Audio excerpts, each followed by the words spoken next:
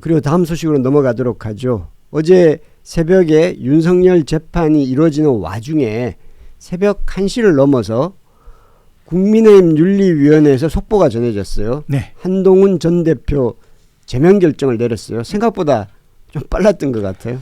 국민의힘 출입 기자들은 난리가 났습니다. 왜냐하면 어제 윤석열 구형이 있기 때문에 사형 구형 때문에 모두 다 거기에 관심이 쏠려 있었거든요.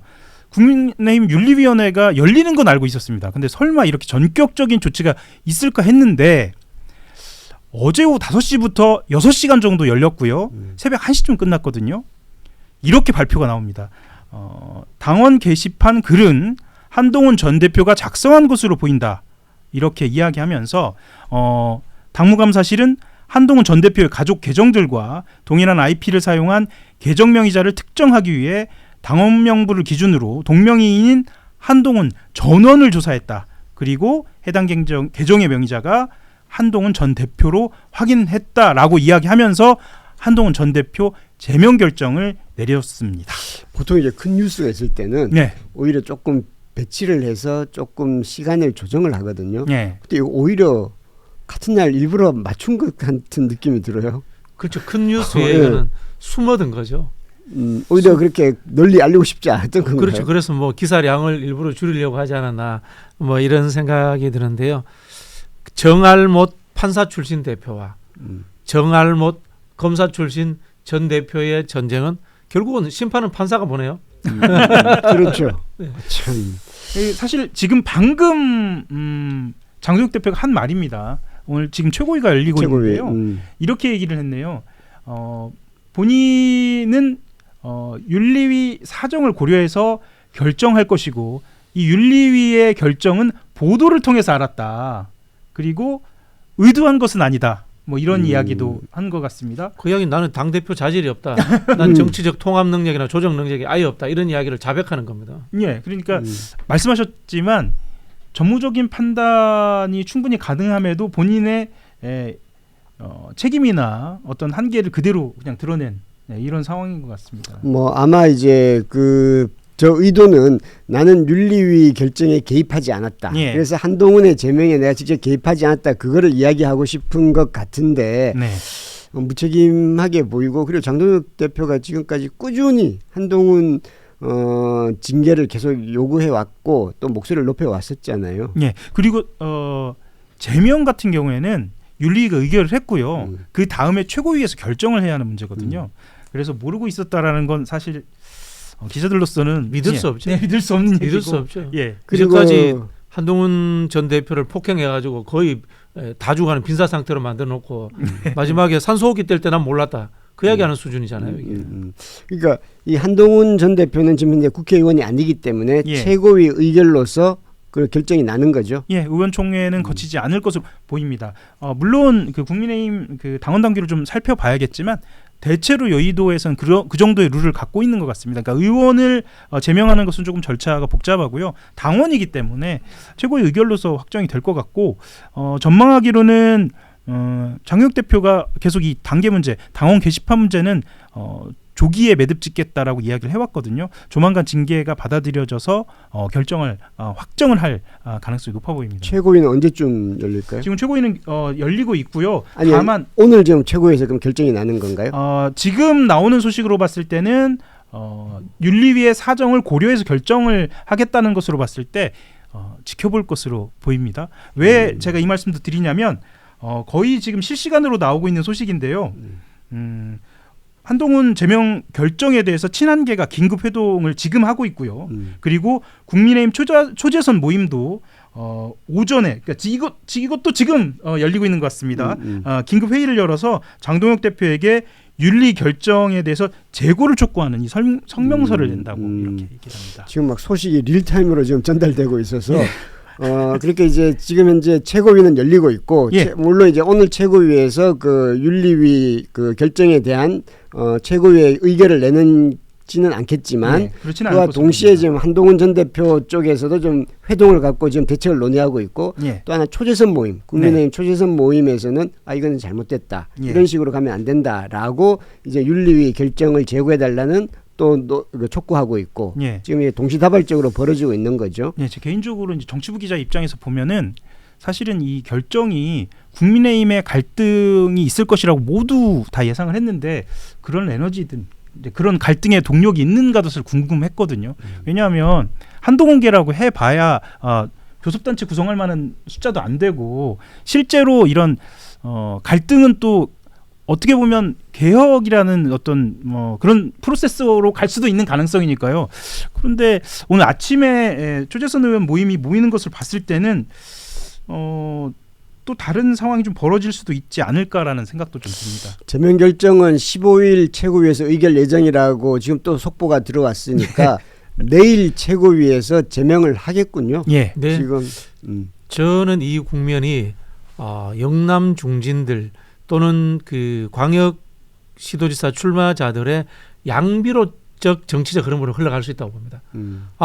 한동훈 제명됐는데 한동훈을 왜 못 안았어라고 하면서 장동혁 대표를 비판하면서 지도부의 퇴진이라든가 비대위 이런 요구가 중장기적으로 나올 가능성이 저는 좀 있을 것이다. 한동훈 이제 내일 한동훈 제명을 하게 되면 네네. 지도부가 이 당내 분란에 책임을 지고 지도부 사퇴하라라든지 이야기가 당장은 안 나오지만 저는 설 전후로 이어지면서 나올 거라고 예상을 합니다. 그 이유는 뭐냐면요. 실제로 이 국민의힘의 오랜 주류들은 한동훈도 탐탁지 않게 생각하더라고요. 그렇죠. 그러면서도 네. 장동혁을 가지고 지방선거를 치를 수는 없다라는 나름의 물밑에서의 컨센서스가 지금 만들어지고 있는 것 같고요. 그 흐름에는 오세훈 시장이라든가 주호영 의원, 그다음에 부산의 그 박형준 시장 이런 사람들이 나름 의견 조정하고 있는 것 같아요. 제 짐작에는. 그러니까 이제 국민의힘을 보면 이걸 본류라는 표현이 좀 적절치 않아 보이긴 합니다만은 영남권이 어차피 주축이지 않습니까? 이제 영남 본류가 있고 그리고 오세훈, 박형준 시장 같은 어떻게 보면 약간의 중도 개혁 네네. 이미지를 지닌 분들이 있고 그리고 이 영남 본류 쪽 입장에서 보기에는 사실은 지금 상황이 이렇게 됐으니까 윤석열이고 한동훈이고 이 사람들은 다 바깥에 있다가 온 사람들이고 이 당의 주인은 우린데 외부인들이죠. 정확히 얘기하면 그분들이 보기에는 예. 장동혁 대표도 예. 저 사람은 주인이 아닌데 자격이 이런 없다라고 생각을 가질 수 있겠죠. 예. 보면은 홍준표 시장이 SNS에 쓰는 글이 사실 다 맞는 이야기입니다. 그렇죠. 그리고 아마 한동훈 전 대표는 자신의 전문성을 살려서 곧바로 가처분 신청하지 않을까요? 그렇겠죠. 예. 그분이 할 줄 아는 게 그거밖에 없으니까. 네. 그리고 여기에 장이 서서 제일 또 즐거운 사람은 이준석 개혁신당 대표일 겁니다. 생각해 보면요, 이준석 대표나 한동훈 전 대표나 둘 다 당의 윤리위원회를 통해서 제명 또는 징계를 당한 사람입니다. 그러면 장동혁 대표가 한동훈은 내치고 이준석은 만나서 연대하겠다는 명분은 원래 없는 거예요. 그렇죠. 없는 거지 않습니까? 근데 지금 이준석 대표가 끼어들었거든요. 이 판에서 슬그머니 우리 제주는 곰이 넘고 돈은 누가 번다라는 이야기가 있습니다만은 이준석 대표가 실리를 얻을 수 있고 결국 또 이준석 대표는 제가 아까 말씀드린 당내의 영남 중진 주류들과 충분히 교감이 가능한 사람입니다. 네. 참 앞으로 국민의힘이 어떻게 흘러갈지 이 귀추가 주목되는데 가처분 신청 같은 경우는 받아들여질 수도 있지 않을까요? 받아들이더라도 별로 의미가 저는 없다고 봅니다. 어차피 받아들여져도 국민의힘에서 한동훈을 받아들이진 않을 테니까. 그렇죠. 네. 실제로 지금 방금 또 들어온 이야기인데요.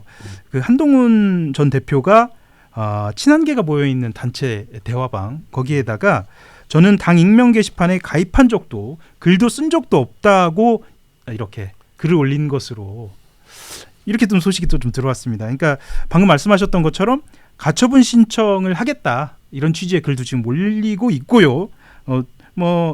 사실 이제 기자들이 이런 이야기들도 했습니다. 어제 오늘 아침까지 이렇게 이야기를 한동훈 대표가 끊임없이 SNS 당 게시판 단체 대화방 이런 거 올리는 거 보면서 그냥 조용히 있었으면 그냥 피해자 코스프레라도 좀 하는 걸 텐데. 한동훈식의 대역이죠. 이게 법률적인 문제로 예. 쉽게 말하면은 핸드폰 비밀번호 또 잠궈버리고 네. 그다음에 본인이 쓰던 노트북이나 컴퓨터 싹 다 없애버리고 그러면은 결국 수사 진행이 굉장히 오래 걸릴 거다. 예. 그 속에서 과정에서의 정치 투쟁을 통해서 내가 제기할 수 있는 기회도 있지 않을까라는 그런 식의 생각할 수 있는 것 같아요. 근데 이게 50보 100보인지는 모르겠습니다만은 이게 장동혁 대표와 한동훈 전 대표의 이제 갈등 구조에서 장동혁 대표의 전 제명 조치가 더 잘못이라고 생각합니다만은 네. 한동훈 전 대표도 사실은 그것이 뭐 윤석열 김건희를 비판했던 그 내용과 상관없이 그 의도 자체는 여론 조작의 의도와 그 방식을 따랐다는 예. 그 점이 있고, 이 점은 사실상은 사실 이 진공 상태에서 보자면 징계를, 물론 그 제명까지는 아니겠지만 당원으로서는 징계를 받을 수 있는 사안이 되는 거 아닙니까? 그렇죠. 그리고 한국의 얄팍한 법조인들의 특성을 그대로 드러낸다고 보는데요. 시대적 역사적 상황에 대해서는 총괄적으로 사과를 해야 됩니다. 윤석열도 개별 사건에 대해서는 자기가 피의자로서 변론할 수 있습니다. 그러나 국민적인 혼란을 만들어낸 거, 그다음에 안전을 위협한 것에 대해서는 사과해야 되잖아요. 안 하잖아요. 마찬가지입니다. 한동훈도 당의 분란, 민주주의를 위협하는 하나의 뭐라 합니까, 돌출 행동이 만들어진 것에 대해서는 사과를 해야 돼요. 구체적인 법리 논쟁을 따라서 들어갔을 때는 거기에 대해서 자기가 범죄가 성립되지 않도록 하기 위해서는 변론을 해야 되지만, 근데 그런 의식이 없는 거예요. 그래서 법조인들이 역사적 시대적 인식이 부족하고 담론이 없다라는 이야기를 듣는 거고, 법적으로 나는 유죄냐 무죄냐라는 것으로 늘 집중하고 거기에 빠져드는 경향이 있다라고 비판받는 거예요. 아마 한동훈 전 대표가 이 방송을 보진 않겠지만 만약에 본다면 이렇게 얘기하겠죠. 나는 가족들이 하는 걸 몰랐다. 그래서 나는 여기에 아무런 혐의가 없다. 이런 주장을 펴지 않을까 싶습니다. 예, 실제로 단체 대화방 제가 그렇게 말씀을 드리는데 친한계 단체 대화방에 당 윤리위가 조작을 근거로 나를 제명했다. 뭐 이런 내용을 지금 올리고 있습니다. 예. 뭐 그리고 한 말씀만 좀 더 드리면 장동혁 대표는 실제로는 사과를 할 판을 본인이 깔아줬다라는 이야기들도 한다고 합니다. 그러니까 한동훈 전 대표가 사과를 하면 받아줄 수도 있다. 그럴 수 있다고 봅니다. 예. 그래서 어쨌거나 제명을 하든 아니면 받아들여주든 일종의 자기의 정치적 이득을 위한 명분 쌓기. 그러니까 자기가 결정을 하기 위한 명분 쌓기의 과정이었다라고 이야기를 하는 거죠. 그러니까 한동훈 대표는 감정적으로 막 대응을 해오는데 오히려 장동혁 대표는 당대표처럼 행동을 한 것 같기도 합니다. 이렇게 보면. 본인이 칼자루 쥐고 있기도 예. 하고 이런 짐작이 되는 게, 한동훈 대표 시절 이른바 한동훈 체제 밑에 있으면서 어떤 모멸감을 당하지 않았느냐, 이렇게 이제 상상하는 분들도 있습니다. 그런 감정적인 문제만 되갚아주면은 해결될 수도 있는 거 아니냐, 이렇게 그 내부적으로 이야기하는 분들도 있었어요. 아마 근데 한동훈 전 대표가 사과를 하기에는 너무 늦었고, 네. 지금 이제 사과를 할 타이밍도 아니고, 그리고 지금 그럴 상황도 아니니까 그럴 가능성은 굉장히 희박해 보이네요. 거의 없다고 보여요. 친한계 쪽에서는 지금 평택 을 지역이 자리가 나왔거든요. 보궐선거에. 평택 을 지역이 원래부터 한동훈 전 대표가 나올 수도 있다라는 얘기가 한 서너 달 전부터 나왔었거든요. 이게 사과를 하고 다음 이번 지방선거에 본격적으로 등판하는 게 어떻느냐라는 미련을 아직도 갖고 있는 측면에서는 지금 한동훈 대표가 이렇게 어찌 보면은 폭주하고 있죠. 막 그 본인들 단체 대화방에 막 글을 올리기도 하고 아까 본인의 SNS에도 막 글을 올리면서, 근데 이거에 대해서 친한계에서도 좀 일단 속내는 좀 아쉬움도 좀 있다, 이런 얘기도 좀 있습니다. 평택을 지역에 본선에 나간다 하더라도 될지 의문이긴 합니다만은 예. 공천을 받을 가능성은 거의 제로라고 이제는 봅니다. 제로가 됐죠. 배현진 의원의 흐름을 한번 보시죠. 예. 예.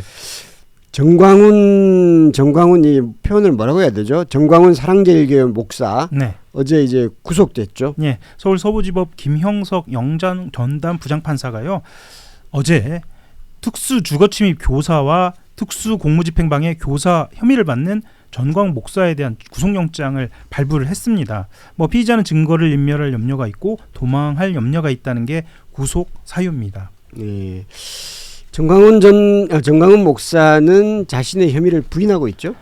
예, 부인할 뿐만 아니라 아직도 선동하는 듯한 이야기들을 계속하고 있는데요.